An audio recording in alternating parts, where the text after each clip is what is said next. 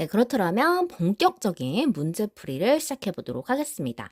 자, 1번 문제 먼저 보시면 부정적인 심리검사 결과를 내담자에게 통보할 때 유의점을 쓰시오 라고 했습니다.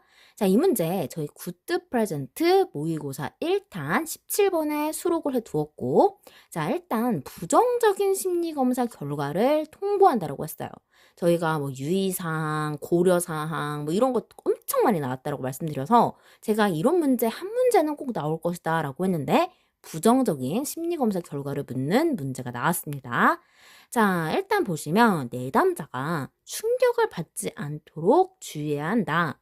자, 저희가 부정적인 거기 때문에 뭔가 이 사람에게 충격, 그리고 방어, 굉장히 단어들이 부정적인 이야기가 나올 것이다 라고 하면서 암기 팁을 드렸었고, 저희 이거 외울 때 머리, 가슴, 입이다 라고 해서 태양에 눈, 코, 입이 있다라면 직상에는 머리, 가슴, 입이 있습니다. 너의 머리, 가슴, 입 하면서 눈, 코, 입 하면서 여러분들께 암기를 드렸죠. 자, 그래서 여러분들이 약간의 충격을 먹었던 것도 기억이 납니다. 자, 내담자가 충격을 받지 않도록 주의하면서 이야기를 해야 되겠고, 자, 가슴, 방어, 가드를 올린다 라고 해서 방어를 최소화하기 위해 해석의 기회를 갖는다. 타인에게 부정적인 결과가 노출이 되면 안 되겠죠. 아니, 나도 부정적인 검사 결과가 싫은데 타인한테까지 노출이 되면 뒤집어집니다. 자, 그래서 비밀 보장에 유의한다라는 거. 자, 그 다음에 내담자에게 기계적으로 전달하지 않으며 적절한 해석을 담아 설명한다라는 거. 자, 그래서 여러분들께서 태양의 눈, 코, 입 말고 머리, 가슴, 입을 생각하시면서 머리, 가슴, 입, 그 다음에 기계적으로 전달하지 않는 거, 입이라고 생각을 해주시면 되겠습니다. 네, 2번 문제 보도록 하겠습니다. 노동수요 탄력성을 구하는 공식을 쓰고 노동수요 탄력성에 영향을 주는 4가지 요인을 쓰시오라고 씁니다. 자, 일단 구하는 공식 문제가 23년에 나왔고 이 노동수요 탄력성만 물어보는 문제들이 있습니다. 근데 이번에는 공식 플러스 요인을 쓰는 문제가 나왔다. 자, 일단 제가 이거를 예측을 못한 게 아니고 사실 2탄에다가 제가 이걸 보여드릴게요. 여러분들께 안 보여드리려고 했는데 제가 진짜 증거인멸을 사실 이 노동수요 탄력성의 결정 요인을 썼다가 제가 다른 문제로 바꿨습니다. 그래서 이 문제가 왜냐면 저는 어쨌든 계산 문제도 이런 문제가 비슷한 걸 물어보는 문제가 많고 뭐 대다수총이다라고 해서 여러분들께서 뭐 19년, 23년 이렇게 대표적으로 써놨지만 이 문제는 굉장히 이제 뒤로 갈수록 또 빈출이에요. 이 문제 자체가. 그래서 저는 이 문제 대신에 좀 안 봤던 문제를 가져가고 싶다라고 했는데 이 문제 딱 컨이 나오는 순간 그냥 18번에다가 이 문제 원래대로 쓸 걸 그랬나? 약간 이런 생각이 들더라고요. 근데 만약에 이 문제를 제가 썼으면 더 이제 신빙성이 높아지셨겠지만 여러분들이 저에 대한 신뢰도를 더 높으시겠지만 뭐 그래도 제가 또 다른 거에 자랑이 있으니까 뭔가 이거를 굳이 안 넣어도 지금 어깨가 의기양양한 거 아니겠습니까? 자, 그렇기 때문에 여러분들께서 일단 탄력성을 구하는 공식을 쓰라고 했을 때 곱하기 100을 하시면 안 된다라는 거. 자, 그 다음에 변화량 이런 거 쓰시면 안 돼요. 곱하기 100이 빠졌기 때문에 변화율이 들어가야 되는 거고 노동 수요량의 변화율. 그래서 여러분들이 또 이거를 는 해가지고 디테일하게 뭐 하셔도 상관은 없는데 뭐 이렇게만 써도 맞지 않을까 싶습니다. 자, 그 다음에 대다수총이다라고 해서 기계와 노동의 대체 가능성, 노동 이외에 다른 생산 요소의 공급 탄력성, 그리고 생산물의 수요 탄력성, 총 생산 비용의 임금이 차지하는 비용이다라고 했습니다. 자, 그래서 대다수총 이렇게 가져갔고, 자, 뭐뭐 성 이렇게 되죠. 그래서 대체 가능성, 자, 공급과 수요, 우리가 노동시장을 모르고 경제는 몰라도 수요와 공급 곡선 정도는 안다. 자, 그리고 비용인데 임금이라는 것 자체가 돈이잖아요. 그랬을 때 총 생산 비용에서 임금이 얼마나 예산이라고 생각하시면 돼요. 내가 이거를 예산을 투자를 할 때 얼마나 예산을 쓸 수 있을까라고 생각을 하시면 좀 쉽다. 자, 그래서 맨날 뭐 예산이 없다고 하잖아요. 그래서 이런 논리로 이해를 해주시면 여러분들은 이 문제를 가져가는 것이 쉽고 항상 이미지 트레이닝법을 통해서 여러분들이 그냥 이 말을 외우려면 너무 어렵다. 연관을 시키는 방법으로 공부를 하셨으면 좋겠습니다. 네, 3번 문제 보도록 하겠습니다. 홀란드를 제가 굉장히 강조를 했었습니다. 우리 굿드 프레젠트 교재 강의를 할 때도 그렇고 모의고사 1, 2, 3탄을 얘기했을 때 이번에는 굉장히 점수를 주려고 홀란드에 관련된 6가지 문제를 낼 것이다. 그래서 저희는 각별히 대비를 하고 만약에 얘랑 RABT나 이런 쉬운 문제가 결합이 되면 쓰고 설명하시오라는 문제가 나올 것이다 라고 말씀을 드렸죠. 자, 그런데 이제 RABT가 빠지고 이번에는 쉬운 점수를 주는 예로 빅5가 들어왔습니다.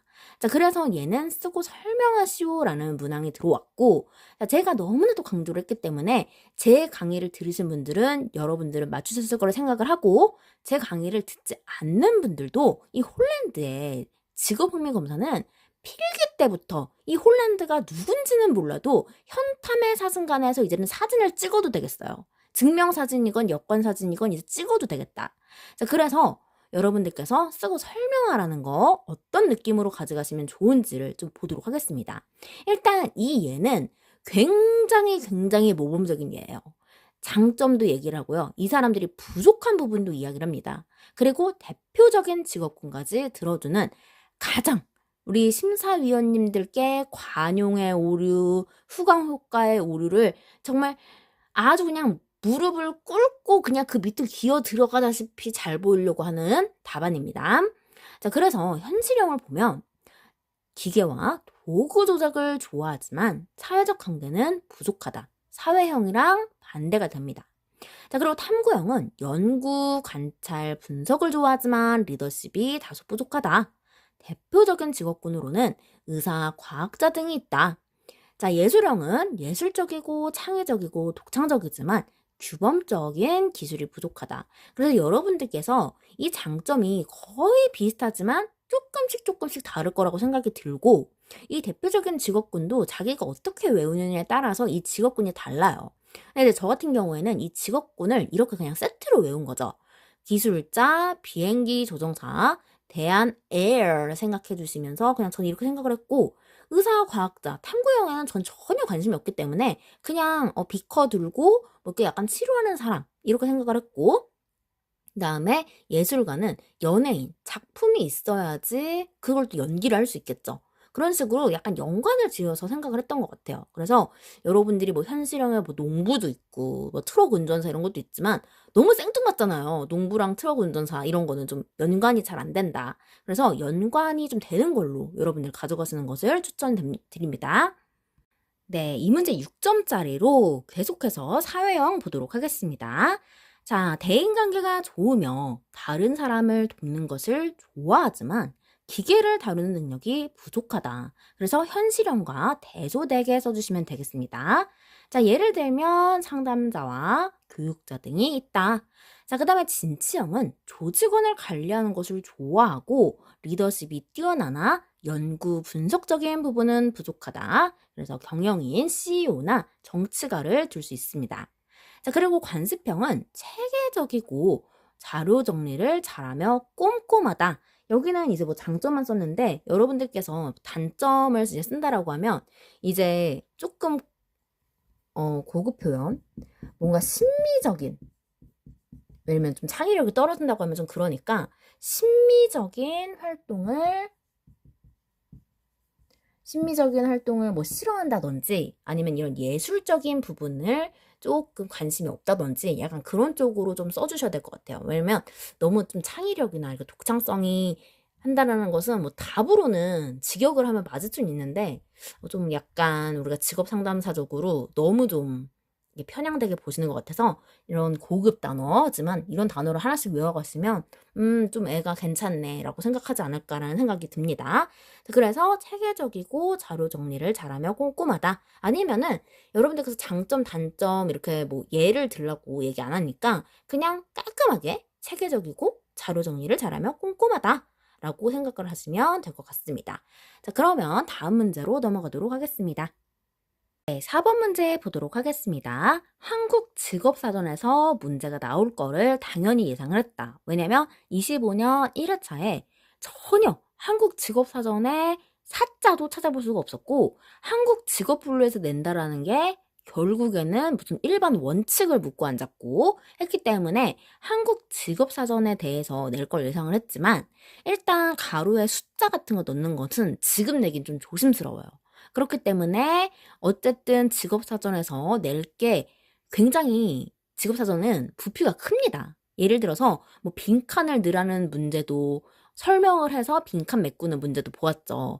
그런 문제를 묻기에도 부피가 크고 하다 보니까 가장 심플한 예가 부가직업 정보인데 부가직업 정보 아니면 이 부가직업 정보 안에서 육체 활동을 물어보는 애도 있었죠.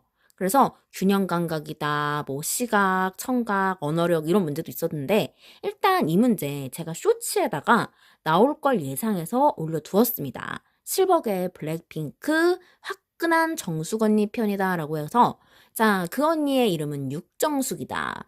육체활동 굉장히 쭉쭉 빵빵한 그녀시다. 그래서 육체활동과 정규활동은 이제 비서로 활동을 하시면서 굉장히 낮과 밤이 다른 아주 마성의 여인이다 라면서 이야기를 들었던 거 기억이 나실지 모르겠습니다. 자, 그래서 육체활동, 정규활동 어느 정도의 이런 섹시미도요. 그냥 타고난 사람도 있지만 어느 정도 숙련 기간을 거쳐야 한다. 자, 그래서 작업 강도, 작업 환경, 강하게 짝짝짝, 강하게 환장한다. 코피 빵 터지는 그녀 육정숙 생각해 주시면서 저희는 6점 감사히 받아먹고 가면 되겠습니다. 네, 5번 문제 보도록 하겠습니다. 생애 진로 사정을 통해 얻을 수 있는 정보 3가지를 쓰시오라고 했습니다. 자, 생애 진로 사정에 관련해서 제가 굉장히 잘 나온다라고 말씀드렸고 23년에는 얘가 잠깐 휴식기를 가지다가 24년 1회차부터 까꿍하고 나오기 시작했다.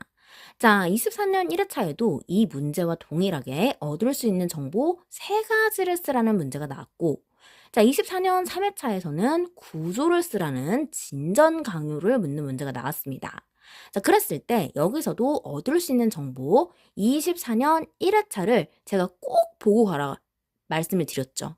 자, 그래서 실버의 블랙핑크 저희 계정의 굿드 모의고사에서 2탄에 모의고사 2탄 문제 17번째 제가 이거 설명을 드리면서 아주 핏대를 올렸던 여러분들께 이 진로 사정, 이 진로를 한 병 까면서 사정을 할 것인지 얻을 수 있는 정보를 구분을 해달라고 말씀드렸습니다.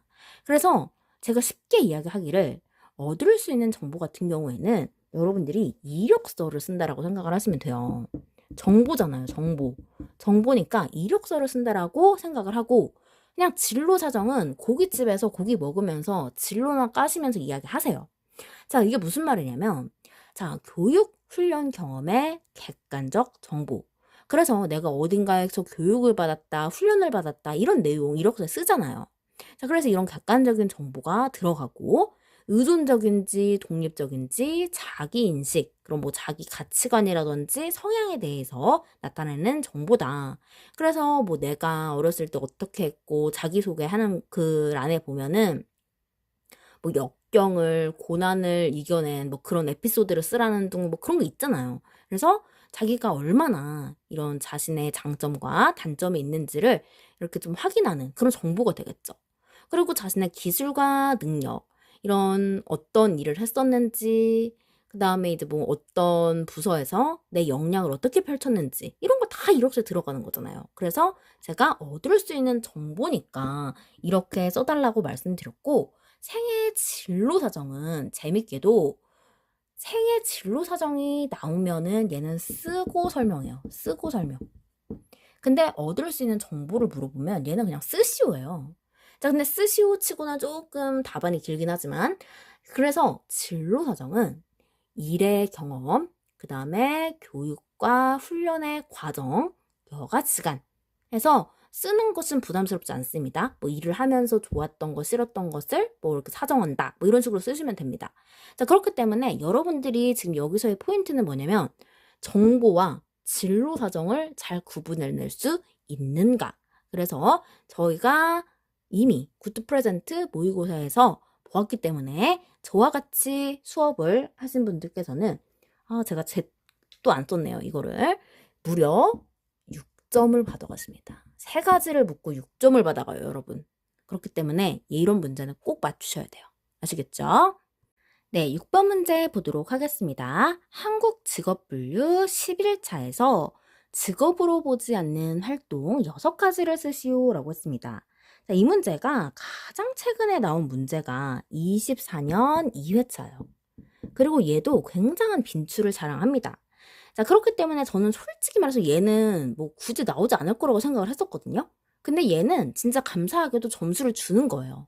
저는 이제 설명을 드릴 때 한국 직업분류도 받고 한국 직업사전도 받고 이제 직업과 노동시장을 여러분들과 함께 같이 했지만 최대한 그 안 봤던 애들을 이제 가져가려고 하는데 이 직업분류랑 노동에서는 여러분들께 굳이 점수를 안 줄 이유가 없어요.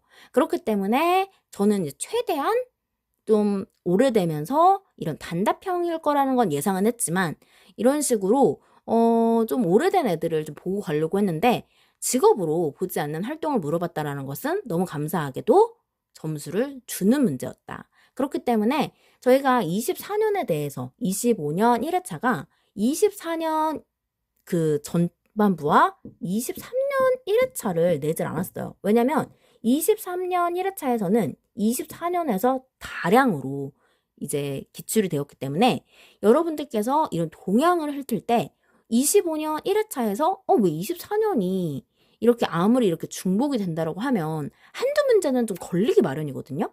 자, 그런데 25년 1회차에서는 아무것도 보이지 않습니다. 흔적을 찾을 수가 없어요. 그렇기 때문에 제가 말씀드렸다시피 너무 고대 유무를 팠다. 그래서 일단 여러분들께서는 25년 1회차에 그런 트라우마를 다 잊으시고 25년 2회차 때는 제가 마인드셋을 할 때 24년에 대한 얘기는 어차피 돌고 도는 빈출에서 나왔고 굵직굵직한 애들에서 나왔기 때문에 맨 마지막에 보라고 했습니다. 근데 여러분들이 공부를 하실 때 항상 24년도 가장 최근인 애를 먼저 보세요. 근데 그거 공부하면 안 돼요. 20년도를 먼저 보고 여기에 대한 실기에 대해서 어떤 문제가 나오는지를 좀 파악을 하신 다음에 제가 20년, 21년, 22년 이 순서대로 오라고 했습니다. 근데 여러분들은 꼭 가장 최근인 25년 1회차부터 공부하시는 것도 안 돼요. 그래서 25년, 24년은 여러분들께서 가장 마지막에 보시고 일단 준비, 베이직 시작할 때는 20년부터 시작을 하시는 게 맞습니다. 자, 그러면 직업으로 보지 않는 활동 이야기 드리면서 제 이야기를 했어요. 제가 조사시 만약에 최근 직업을 이렇게 이야기를 한다라고 하면 저의 최근 직업은 트롯 가수예요. 자, 그렇기 때문에 트롯 강사로서 활동을 할 때 제가 너무나도 부끄럽지만 이연경 씨가 누군지는 모르겠지만 저는 저희 집에서 2년 전년으로 통합니다. 2년이 또 경연대에 나가서 가수 활동하고 자빠져 있다. 2년이 경연대에 나가서 가수 활동한다 라고 해서 굉장히 이제 저의 이런 트롯 사랑이라고 해야 되나요? 뭐 엄청 그렇게까지 트롯을 잘 부르진 않아요. 근데 여러분들께 말씀드릴 수 있는 것은 트롯은 필이다. 오케이? 네, 그래서 직업으로 보지 않는 활동, 저희 부모님께서 직업으로 보지 않는 활동 2년이 경연대회에 가수로 나간다 라고 해서 이자 주식 증가 같은 수입, 그리고 여러분들께서 주의하실 거, 이 문제 쓸 때 뒤에 뭐 사회보장에 의한 수입, 배당금, 그 다음에 뭐 금융자산 매각, 뭐 이런 얘기 해가지고 되게 고급 퀄리티로 쓰시려고 하는데 여유가 되시면 그렇게 쓰면은 이제 채점자님께서 이제 확인을 하시면서 어머 얘는 굉장히 박학다식하구나 라고 생각을 하시겠죠.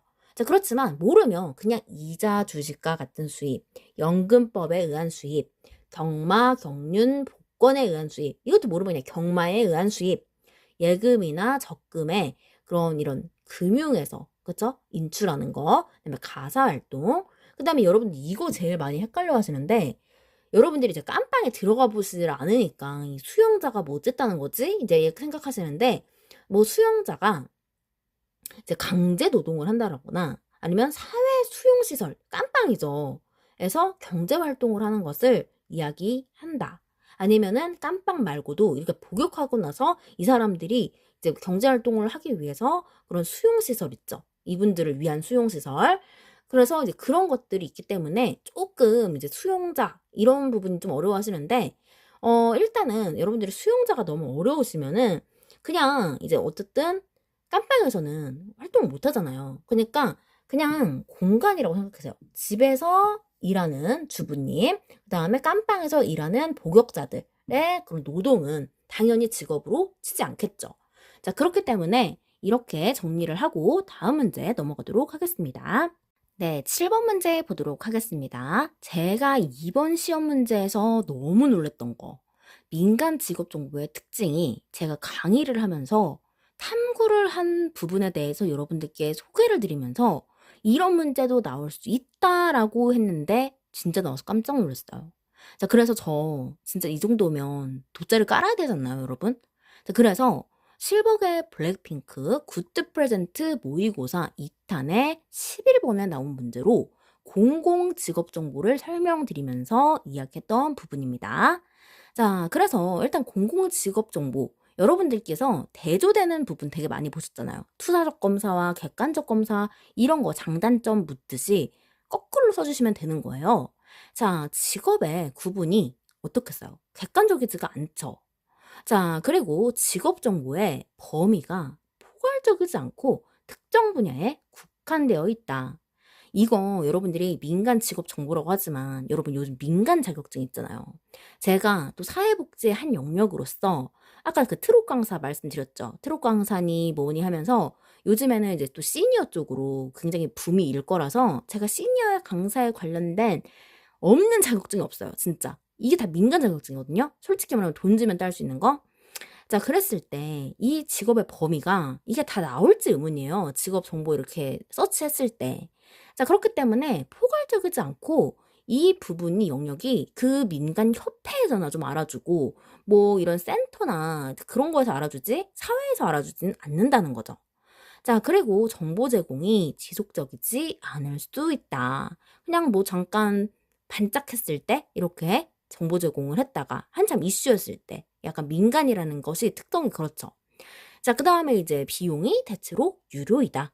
직업 같은 경우에는 공공기관 같은 경우에는 제가 말씀드렸다시피 그 주민센터 같은 데 가면은 팜플렛, 우리 수원 와글와글이 있다라고 했습니다. 그런 거 하나 가져가도 그쵸? 뭐 교보문고에서 배울르듯이 훔쳐갔다고 센서 작동하지 않습니다. 그렇기 때문에 유료다라는 거 뭐 하나 까보려고 하면은 레포트든 뭐든 참고 좀 해보려고 그러면은 다 유료요. 그냥 돈이야, 돈 다. 그렇기 때문에 이런 식으로 생각을 해주시면서 민간 직업정보 여러분 이 부분은 저 진짜 박수 받고 싶어요.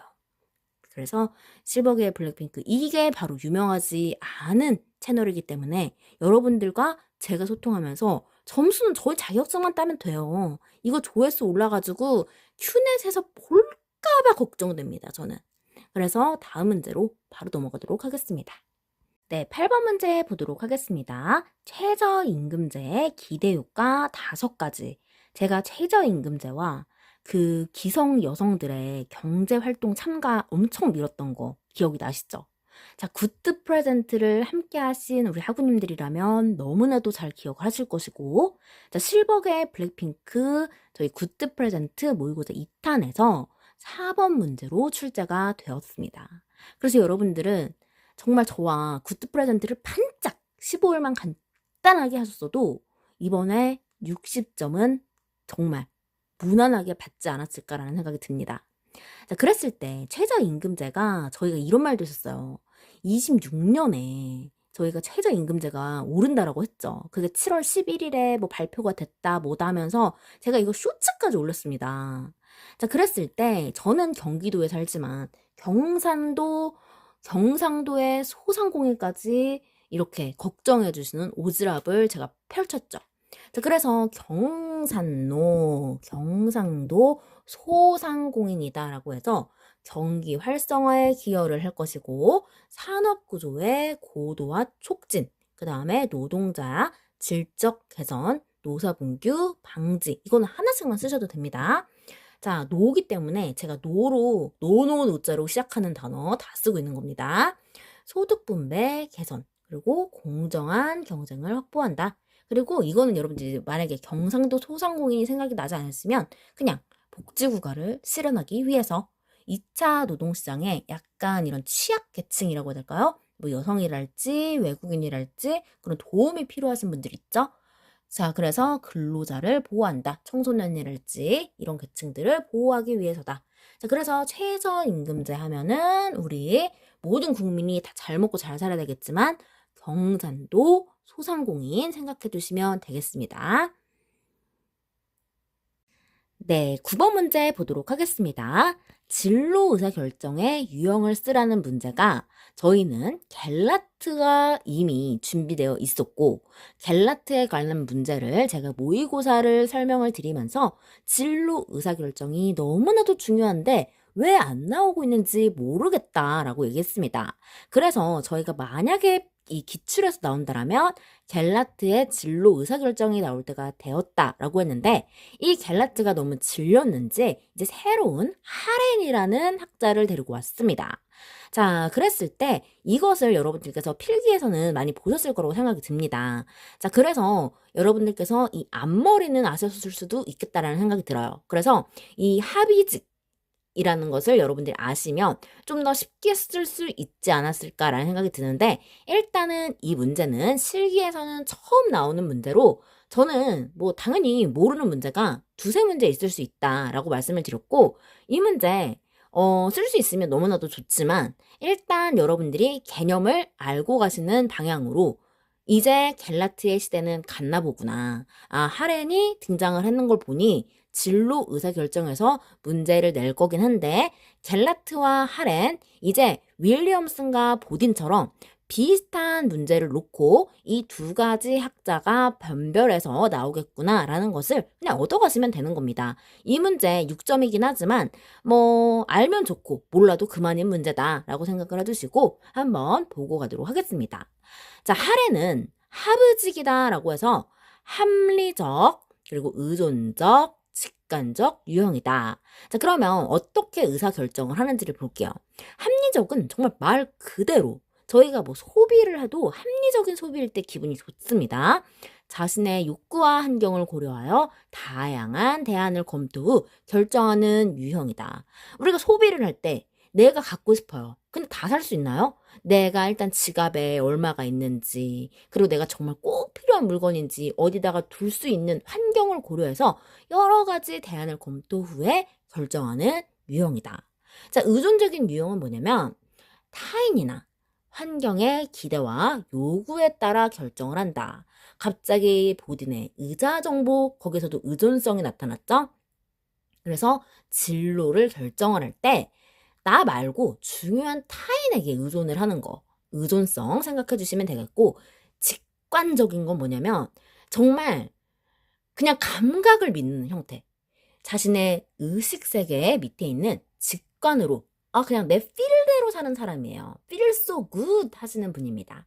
자, 그렇기 때문에 진로 결정, 하렌, 뭐뭐 하래, 약간 이런 거잖아. 의사결정, 내가 진짜 이거 핸드폰만 게임 조금만 하고 공부를 하려고 했는데 자꾸 공부를 하래요. 하렌, 그래서 합리적으로 할 것인지 의존적으로 할 것인지 직관적으로 할 것인지 여러분들이 결정을 하시면 되겠습니다. 그래서 하렌 이제 하고 싶어도 못해요. 이거 이제 물 건너 갔습니다. 당분간 안녕이에요. 자, 그래서 하렌은 그냥 이런 얘기를 하신 분이구나. 합의를 정말 직관적으로 합의직 하시는 분이구나 라고 생각을 해주시면서 다음 문제 깔끔하게 넘어가도록 하겠습니다. 네, 10번 문제 보도록 하겠습니다. 10번은 이번에 새로 들어온 문제로 여러분들께서 이 문제를 보고 집단 직업 상담해서 내가 아는 집단 직업 상담이라고는 장단점밖에 모르는데 이 문제는 뭐지? 뭘 얼마나 더 역동적으로 활동하라는 거지? 해서 당황을 하시면서 막 머릿속에 집단 집단 상담에 관련된 장점 뭐 이런 것들의 좋은 요소들을 뭔가 썼을 거라고 생각을 합니다.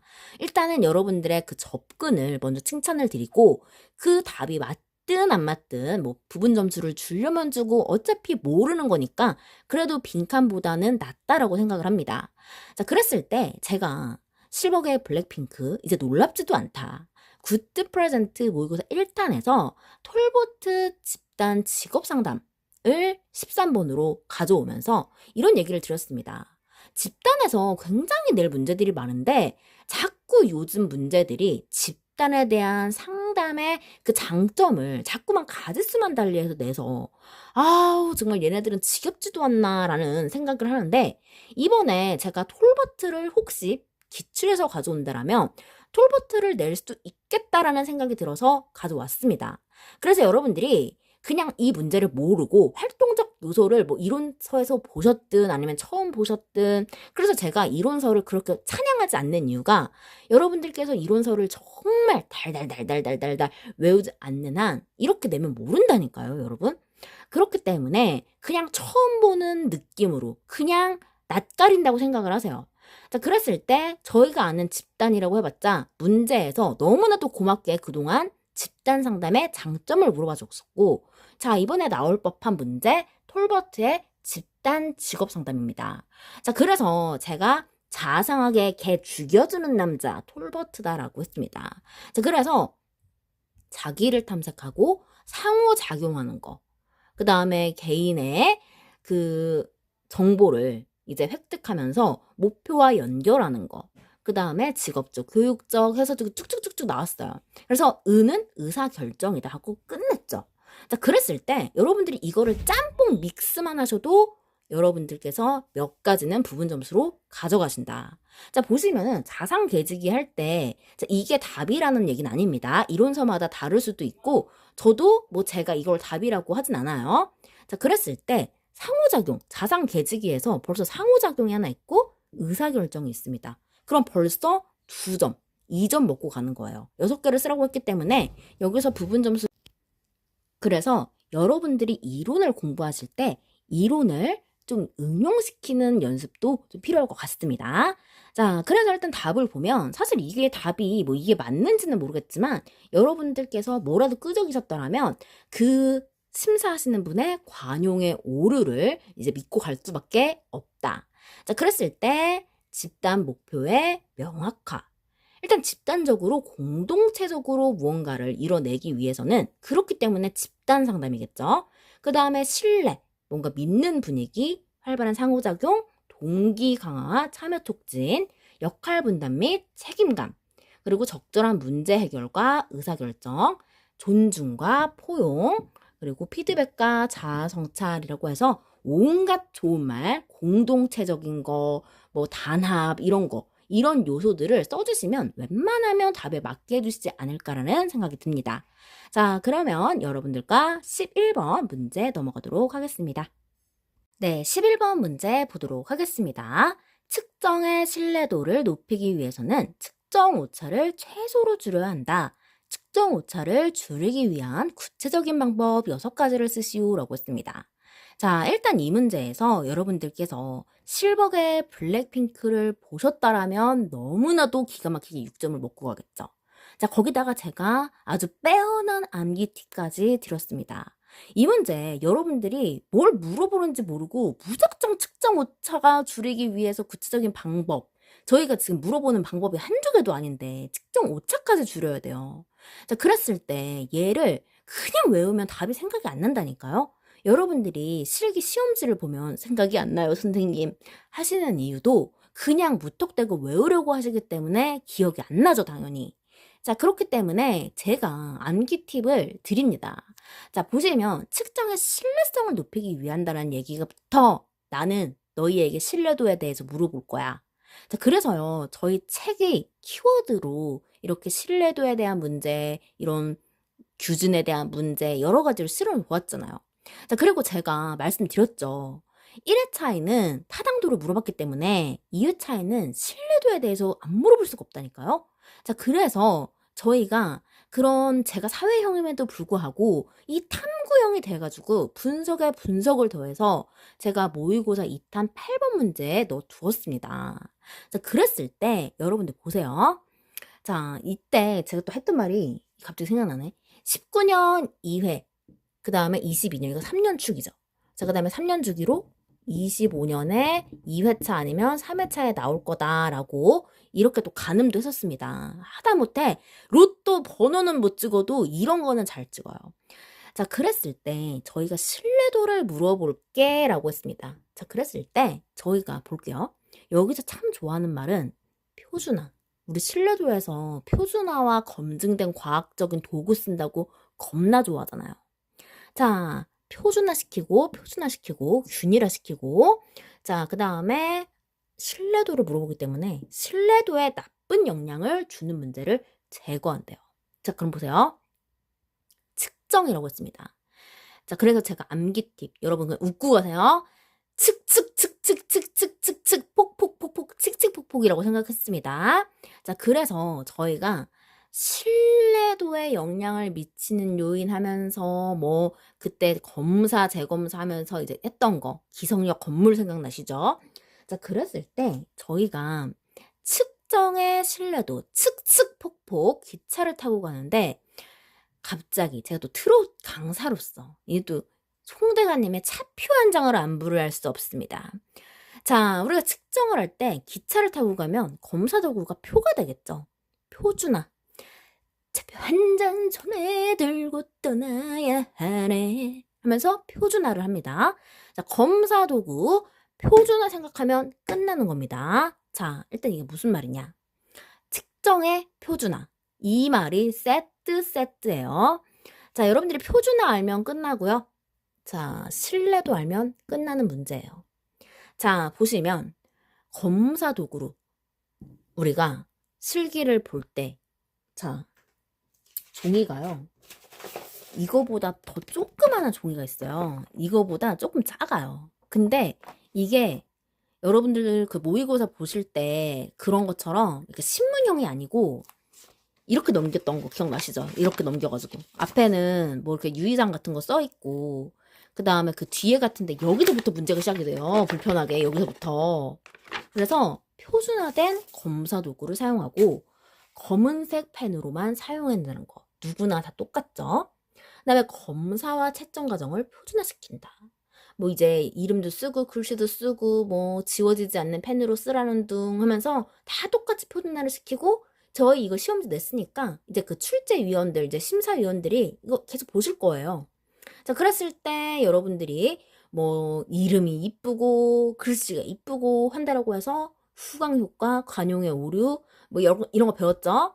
자, 그랬을 때 뭐 답을 이게 조금 이제 성의 있게 쓰면 아무래도 사람이라는 게 화이트 삑삑 지어놓은 것보다는 낫겠지만 깔끔하게 최대한 쓰시려고 노력을 하면 그래도 아유 그래 애쓴다 부분 점수 몇 점 이렇게 해서 줄 수도 있다는 거죠. 자, 그래서 검사와 채점 과정을 이름이 이쁘다, 글씨가 이쁘다라고 해서 점수를 더 주진 않는다. 자, 균일한 검사 조건을 유지하여 오차별령을 줄이는 거예요. 자, 검사 조건.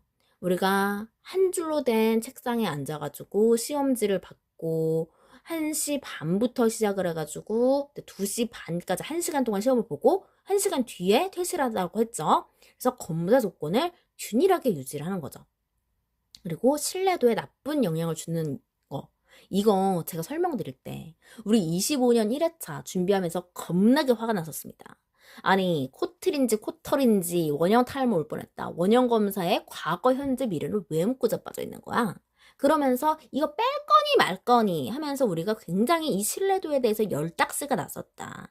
이번에 시험을 보시고 여러분들께서 제 강의를 처음 듣는 분들은 이게 뭔 소리요? 하시겠지만 우리가 25년 1회부터 주구장창 공부를 같이 달려오신 우리 학우님들은 아유 이 선생님 이 말 거의 지금 100만 21번 짜고 계신다 라고 생각하실 겁니다.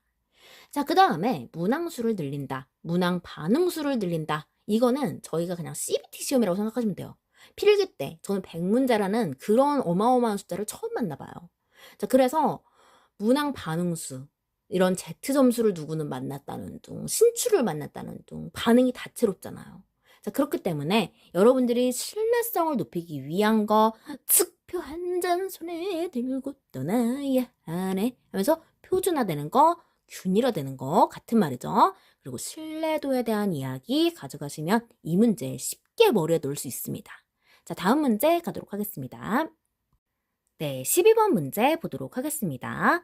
윌리엄슨의 특성 요인 상담에 대해서 나왔습니다. 자, 저희가 윌리엄슨하고 보딘 이야기를 하면서 얘가 굉장히 과거에는 화려한 이력을, 지금 출제로서 이력을 빛내고 있는데, 얘가 일단 말이 이렇게 특성 요인으로 나올 때가 있고, 보통은 이런 직업 문제에 대해서나 이런 식으로 네 가지를 쓰라고 나옵니다. 자, 그런데 20년 사회차에서는 이런 이번에 나왔던 문제와 정말 동일한지는 정말 모르겠지만 일단 굉장히 유사하게 나왔어요. 그래서 특성 요인이 나왔고 변별 진단이 나왔다. 그래서 제가 저희 이제 너무 지겨우시겠지만 굿드 프레젠트 모의고사 2탄에 제가 이 문제를 똑같이 실어놨어요. 근데 저 같은 경우는 왜 이 문제를 실어놨냐면 일단 특성 요인에 대해서 문제는 너무 좋아요. 문제는 너무 좋은데 저희가 뭐 필기 때 특성 요인이 빠지니 많이 뭐 정신 분석 이론이 빠지니 많이 뭐 이런 얘기가 하면서 실기를 준비하는 데서 거기서 이제 혼란이 오기 시작하는 겁니다. 자, 그랬을 때 여러분들은 일단 기본적으로 뭐냐면 실기에서는 솔직히 말해서 필기를 준비하실 때는 과목도 많고 분량도 많잖아요. 근데 일단은 저는 실기에서는 그냥 다 가져갔으면 좋겠어요.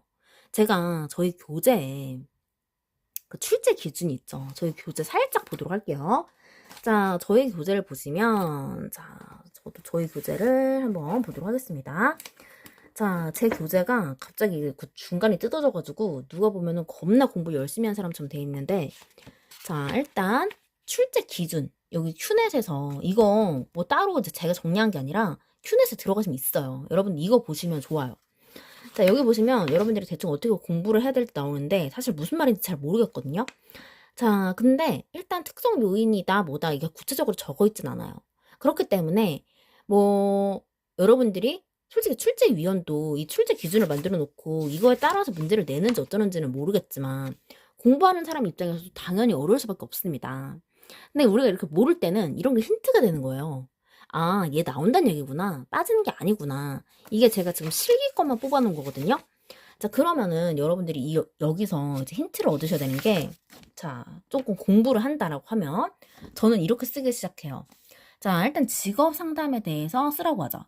직업 상담에 대해서 쓰라고 하면은 여기다가 EX하고 특성 요인 상담이라고 적어두셔야 돼요. 특성 요인 상담은 나온다라는 얘기죠. 그러니까 여러분들께서는 어차피 분량이 확 줄고 공부를 해야 될지 말아야 될지, 이걸 버려야 될지 말아야 될지 모르면 그냥 하세요. 자, 특성 요인 상담에 대해서 이것도 주어졌잖아요. 이거 바로 여러분들께 암시해요. 앞으로 이런 비슷한 문제 낼 거야. 라는 거. 자, 그렇기 때문에 출제 기준이 바뀌든 말든 이 변별 진단 이런 얘기도 조심스러웠기 때문에 제가 모의고사 2탄에 만약에 이런 문제가 나오면 이런 이야기를 지울 수도 있습니다. 라고 얘기를 했어요. 실제로 여기 요 회차, 최근 21년, 22년 회차에서는 이런 문제들을 지우고 직업 문제에 대해서 윌리엄슨의 직업 문제에 대해서만 묻고 있기 때문에 자, 그런데 일단 얘는 쓰고 설명하시오라는 문제가 되게 많이 나왔는데 이 4점이고 네 가지 범주 점수를 그냥 주겠다는 거죠. 자, 그러면 이제 열린 결말로 나중에는 보딘에서 5점을 줄 수 있다는 얘기예요. 의자정보 그걸로. 자, 그래서 무불어흥이다 라고 해서 진로 무선택, 불확실한 선택, 어리석은 선택 이 말은 현명하지 못한 선택이다 라는 말과 같은 말이고 흥미와 적성의 불일치 이 문제 여러분들이 정말 쓰고 설명하지 않으라니 얼마나 다행입니까? 그래서 주는 문제 4점은 얼른 가져가야 됩니다. 그래서 다음 문제로 넘어가도록 하겠습니다. 네, 13번 문제 보도록 하겠습니다. 성격의 빅5인데 이 문제가 특이하게 저희가 그 노동부 성격 검사 그 빅5 이론이 아니라 이 앞에 하여튼 뭐가 좀 특이한 말이 있었는데 노동부 성격 이야기는 아니었고 저희가 성격 5 요인, 5 모델 뭐 약간 이런 얘기도 아니었고 힌트를 얻을 수 있는 얘기가 빅5였습니다. 그래서 저는 그냥 빅5를 보고 외우성 정경이다라고 생각을 했는데 이 빅5를 모르시면 조금 헷갈리실 수도 있겠다라는 생각이 듭니다. 자, 그렇기 때문에 여러분들이 성격의 5 요인 또는 5 모델 빅5는 여러분들이 기억을 꼭 해주시고 자, 이 문제 제가 그 모의고사를 설명을 드릴 때 어떻게 설명을 드렸냐면 24년에서는 저희가 전반적으로 25년 1회차에 나오지 않았다. 왜냐면 너무 극최근이잖아요.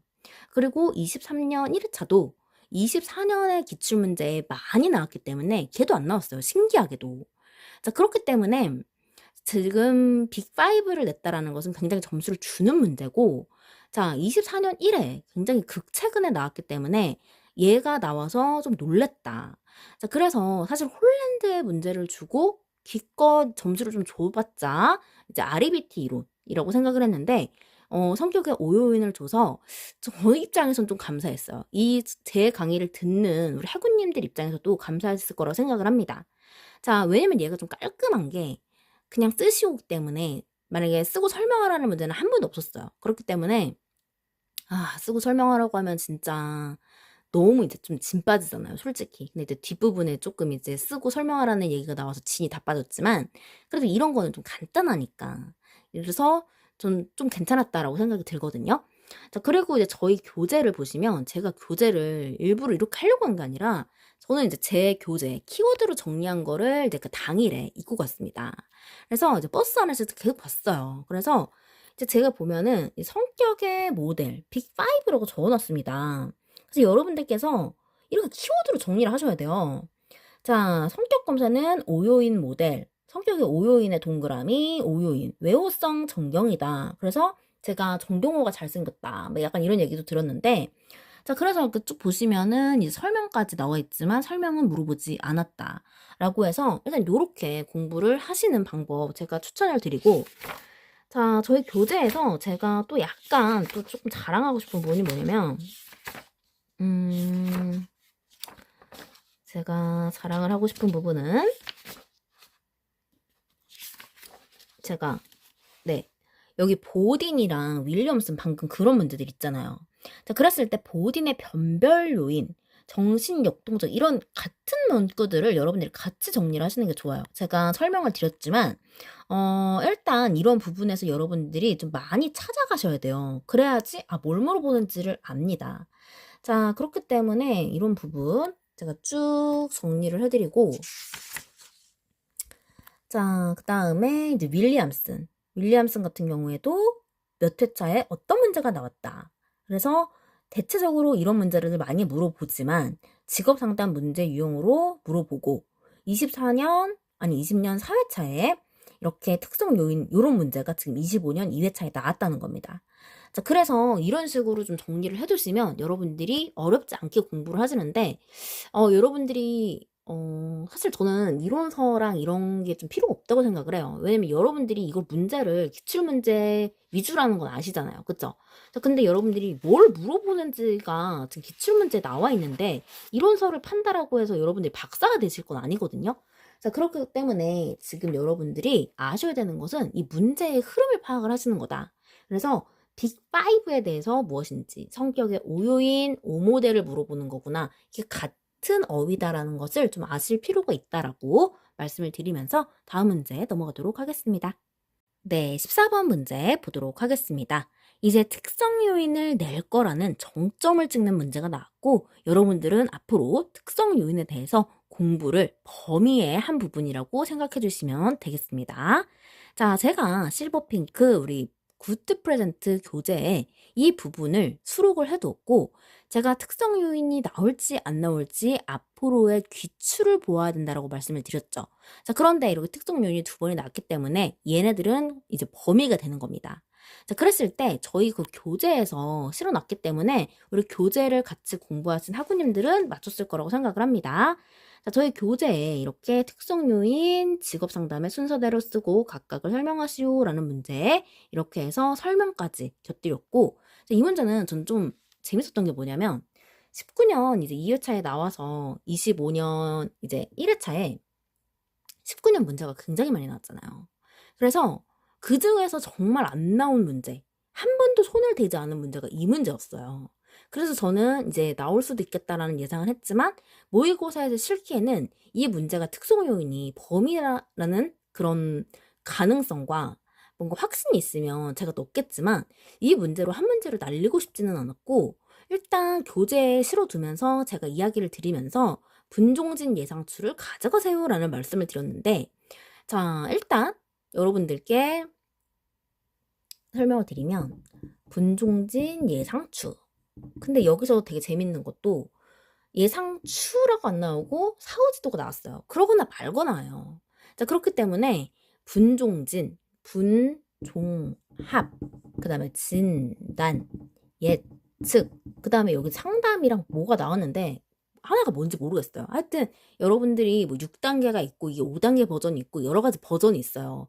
그 버전을 이제 이론서에 찾아보시면은 이제 아실 텐데 일단 뭐 상담이랑 처음 보는 단어 하나 있었고 분종진 예상추에서 여러분들이 종합 이 말들이 다 들어본직한 말들이거든요.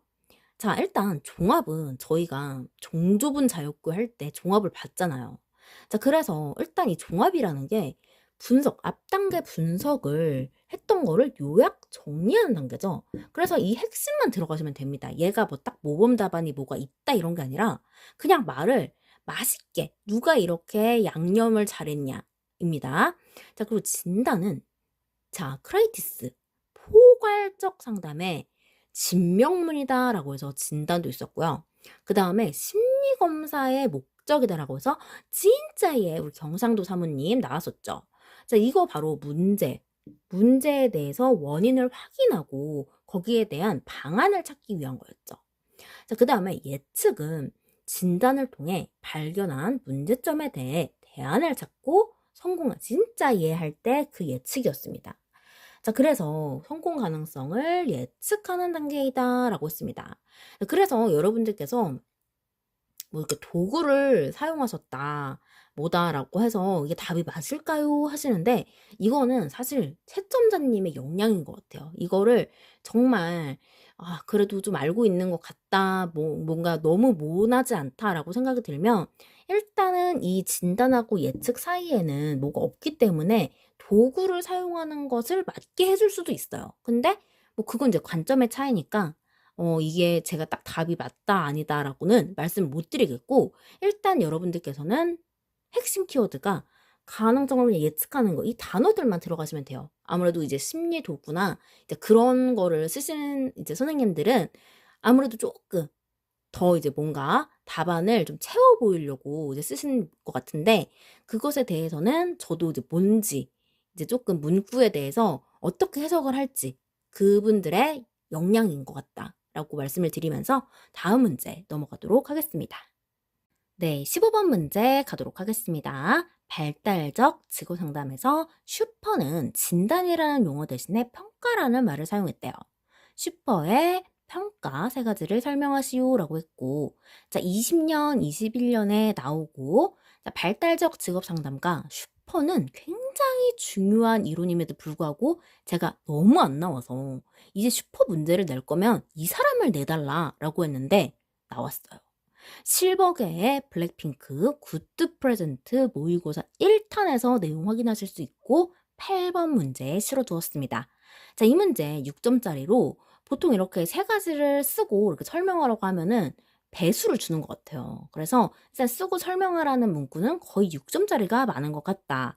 자, 그랬을 때 발달적 직업 상담이 너무나도 중요한데 24년부터 이 발달적 직업 상담 문심자 현태에 대해서 슈퍼 이론을 물어봤었고 자, 그 다음에 24년 3회차인가 여러분들께서 제가 기억이 잘 안 납니다. 24년에 또 이제 표조조에 대해서 24년 1회차인가에 대해서 물어봤던 것 같아요.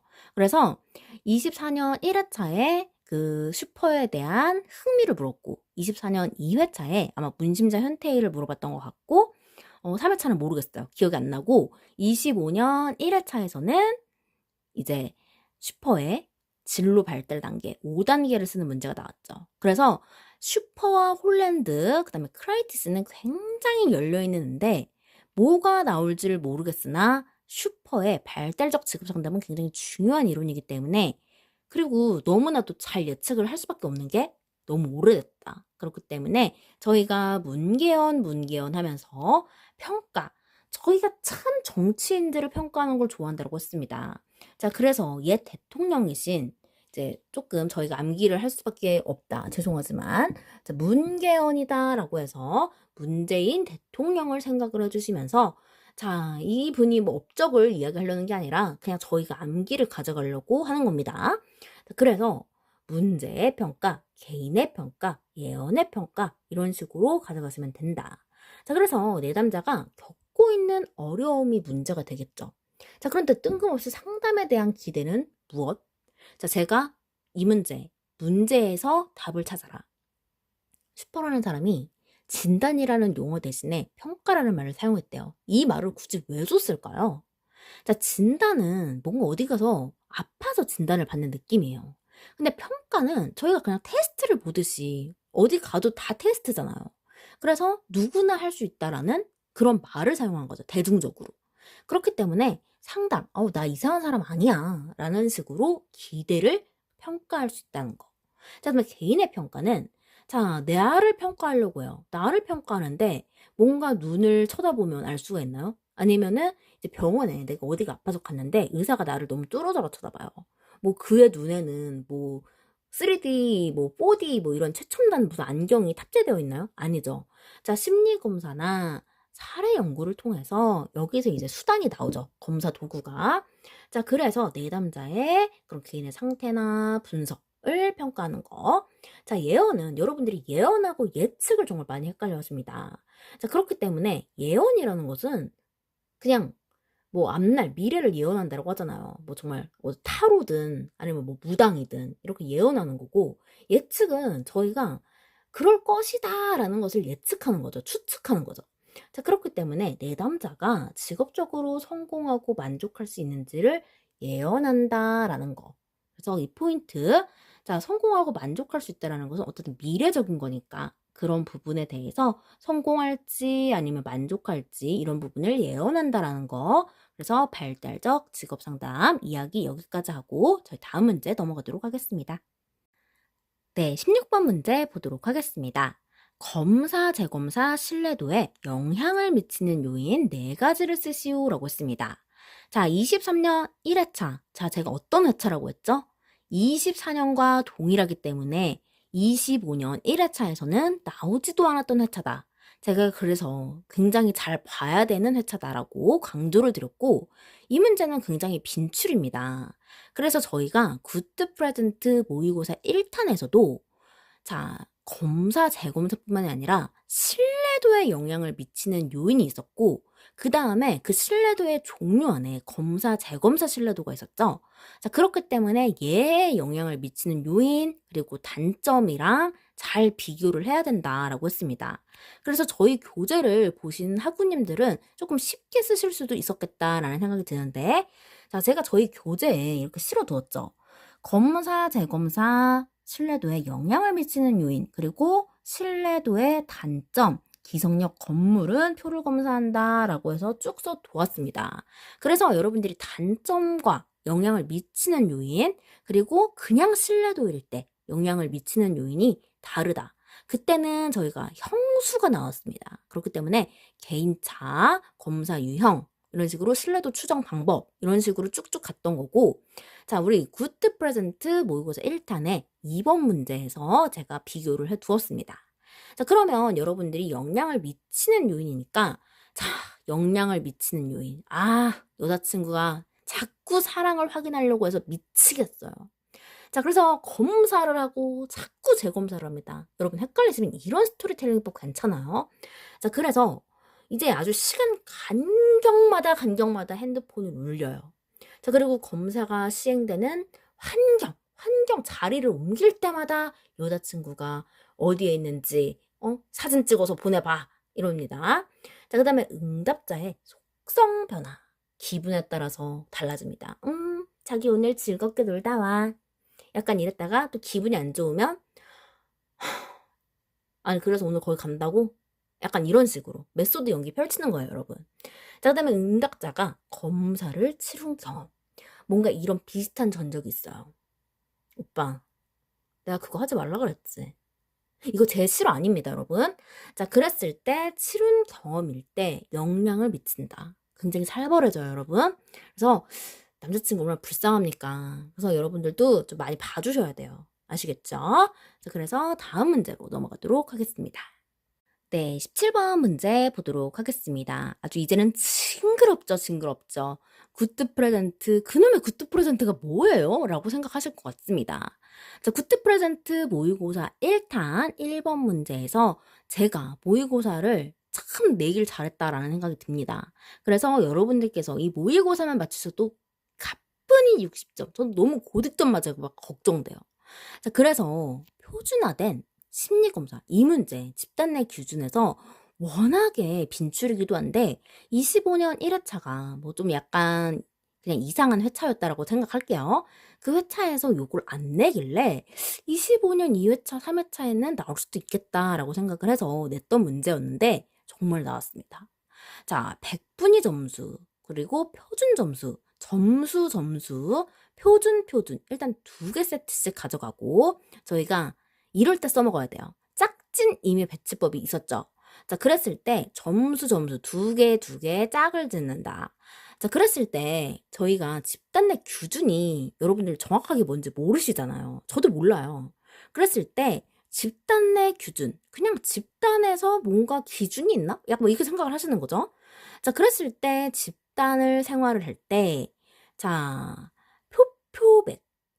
표백제도 아니고 무표백도 아니고 아주 빨래방이 미어 터진다. 그래서 표백제가 아주 2배로 든다라고 해서 표백이고, 자, 그랬을 때 집단에서 여러분들 규칙을 잘 지키셔야 되는데 일단 표준이 2개가 있기 때문에 잘 생각이 안 날 수 있다. 자, 표준, 점수, 그리고 등급, 불을 켜고 끄는 거, 점등, 소등의 시간을 잘 지켜주셔야 안 그러면 괜히 눈뽕 맞는다. 불 켜면은 진짜 막 눈부심 너무 심해가지고 진짜 가뜩이나 잠깨 싹나는데 눈뽕 맞으면 더 짜증나죠. 그래서 이런 집단 생활 생각해 주시면서 답을 생각하시면 쉽다. 자, 그러면 이제 설명하시오는 얘는 당연히 쓰고 설명하시오예요. 6점짜리이기 때문에 자, 한 개인의 상대적인 위치를 100분율로 나타낸다. 이제 요즘 티처스에 꽂혀 있는데 애들이 막 100분위로 해가지고 상위 몇 퍼센트 저는 뭐 상위에 들어본 적이 없어가지고 너무 놀란 거예요. 난 진짜 그런 자식을 한번 키워보고 싶어요. 자, 그랬을 때 한 개인의 상대적 위치를 100분율로 나타낸 것이다. 자, 그래서 당연히 내 점수겠죠. 그래서 100분율. 우리가 여태까지 배운 공식이라고는 곱하기 100을 쓰느냐 마느냐였어요. 100분율로 나타낸 점수고, 자, 위치를 나타내는 거겠죠? 상대적 위치를 나타내는 거다. 그래서 100분이 이렇게 좀 풀어서 쓰시면 너무 전문적으로 쓰시려고 하시면 안 돼요. 자, 표준 점수. 개인의 점수기 때문에 점수가 다 개인이에요. 개인의 점수가 평균으로부터 떨어진 거리를 의미한다. 자, 그래서 우리가 이런 학창시절 때 이렇게 성적표 받으면, 그쵸? 우리가 평균 몇 점이다라는 게 나오잖아요. 뭐 학급에서 평균이든 전체에서 평균이든 저는 그냥 그때만 되면 관심도 없었지만 난 좀 너무 짜증났어요. 그리고 표준 등급은 저희 그 수능의 등급제처럼 스테나인 점수라고도 하며 원점수를 비율에 따라 1에서 9, 9개 범주로 나뉘어 등급을 매기는 법. 그냥 이런 수능의 등급제를 있어 보이게 표현하는 거예요. 스테나인 점수 써야 되나요? 안 쓰셔도 무관하지만 그냥 저의 후감 효과입니다. 그래서 스테나인 점수 괜히 모르면 쓰지 마세요. 뭐 스테인 글라스니 넘버 9이니 넘버 5니 이런 거 쓰시면 곤란하니까 그냥 여러분들께서는 원점수를 비율에 따라 1에서 9개로 나뉘어서 등급을 매기는 법 이렇게 쓰셔도 답이 됩니다. 다른 이론서 보면은 답이 되게 중구난방해요. 그래서 전 잘 안 외워지더라고요. 그래서 뭐 부분 점수를 주든 어쨌든 핵심은 상대적 위치, 뭐 평균으로부터 떨어진 거리 그냥 핵심만 쓰면 되지 않을까 싶은데 다른 거는 뭐 어쩌고 저쩌고 뭐 얘도 어렵고 저는 너무 머리 아파서 그런 거 딱 질색이에요. 그래서 일단 이 문제 빈출이니만큼 잘 가져가셨으면 좋겠습니다. 네, 18번 문제 보도록 하겠습니다. 한국표준 산업분류에서 산업분류의 결정 방법 중 생산 단위의 활동 형태는 주된 산업활동, 부차적 산업활동, 보조활동으로 구분을 한다. 이에 대해 각각 설명하시오라는 문제가 나왔고요. 자, 우리 실버계의 블랙핑크 모의고사 1탄에서 제가 15번 문제로 넣어두었습니다. 그래서 제가 이거를 설명할 때 말씀을 드리길 요즘 떠오르는 굉장히 주부님들의 핫한 생활지원사라는 직업을 이야기 들면서 주부님이 보조하는 활동이다 라고 해서 말씀을 드렸고 문제에 친절하게 주어지고 여기에 대해서 정의를 여러분들께서 설명을 하시면 되는 거기 때문에 한번 보도록 하겠습니다. 자, 주된 산업활동이기 때문에 자, 재화는 눈에 보이기 때문에 당연히 생산이 되겠죠. 자, 서비스는요, 안 보여요. 그렇기 때문에 제공이 된다라고 표현을 했습니다. 자, 주된 거는 일단 돈이 돼야 돼요. 그렇기 때문에 부가가치액이 가장 큰 활동이다. 자, 그럼 이 부가적인 거, 부차적 산업활동은 무엇이냐? 주된 산업 이외에 재화, 생산 및 서비스를 제공하는 활동이다. 자, 그래서 주대는 메인이 되겠고 뭔가 부차적은 사이드 메뉴가 되겠다. 자, 보조 활동은 서포트하는 활동이다라고 말했습니다. 자, 그래서 주된 산업활동, 부차적 산업활동을 지원하는 활동이다. 여기까지 써도 깔끔하지만 나는 조금 나의 지적 발휘를 하고 싶다라고 하시는 분들은 운송, 구매, 회계, 창고 등을 예로 들 수 있다. 이런 식으로 이야기를 해주시면 무난하게 쓰실 수 있던 문제였습니다. 네, 그래서 18번까지 여러분들께 정리를 드리고 문제풀이는 이렇게 마치도록 하겠습니다. 여러분 고생하셨습니다.